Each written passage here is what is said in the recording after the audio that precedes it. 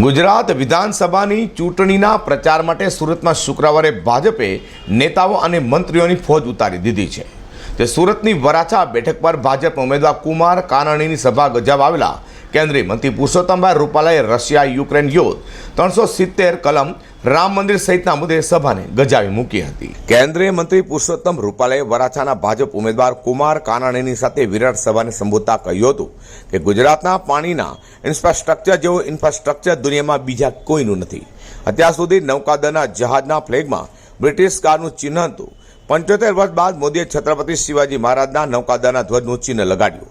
370ની કલમ રામ મંદિર અને કાશી વિશ્વનાથ કોરિડોરને ધ્યાનમાં રાખીને વોટ કરજો તો સાથે યુક્રેન અને રશિયા યુદ્ધને લઈને વાત પણ કરી હતી અને જણાવ્યું હતું કે યુદ્ધના મેદાનમાં તિરંગો લઈને નીકળતા હતા તે નવો ઇતિહાસ સર્જ્યો છે।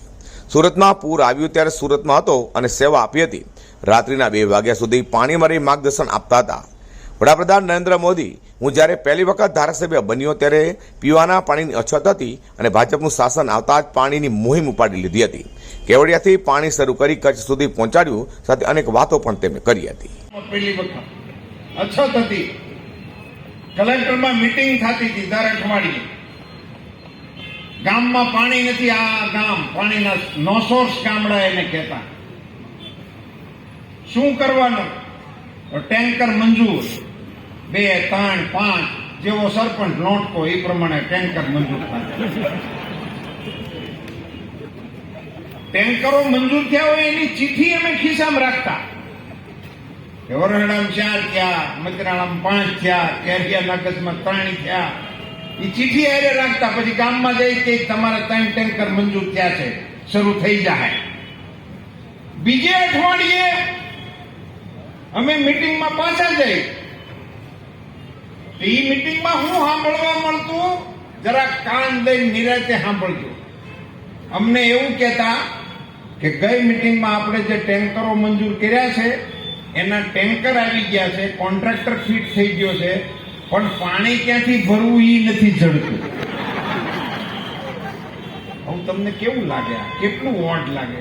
અઠવાડિયા પહેલા અમે ધારાસભ્ય તરીકે એમ કીધું હોય કે તમારા ગામમાં ટેન્કર આવી જાય, અને બીજે અઠવાડિયે અમે કલેક્ટર ઓફિસમાં જઈએ તો એવું સાંભળવા મળે કે ટેન્કર ક્યાંય ભરવું ઈ નક્કી નથી, કુવા નહોતા જડતા પાણી ભરવાના હતા નહીં।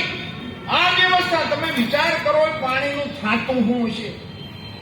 અમારા ગુંદરણ એકલેરા વિસ્તારના જે નાગરિકો અહીંયા રહેતા છે એને ખબર છે, ફ્લોરાઇડ વાળું પાણી પીતા હતા। આમ ન જોવાતું, આમ આવી રીતે ન જોતા, અમારે આમનું જોવું હોય ને આમ જોતા, આખા હજડ ફરતા।